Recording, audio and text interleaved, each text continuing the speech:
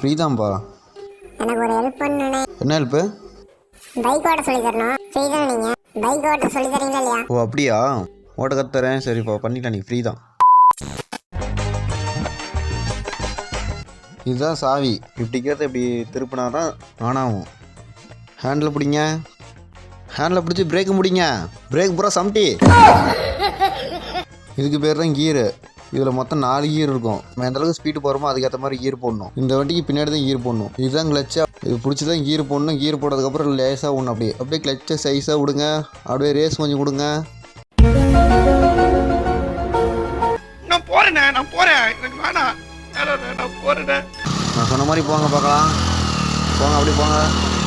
விடு, அவத்து வீடுக்குறா. Friends, Pandiammal one day கிளாஸில் join பண்ணியிருக்காங்க. அவங்களுக்கு சைக்கிள் பேலன்ஸே கிடையாது. சூப்பராக ஓட்டிட்டாங்க.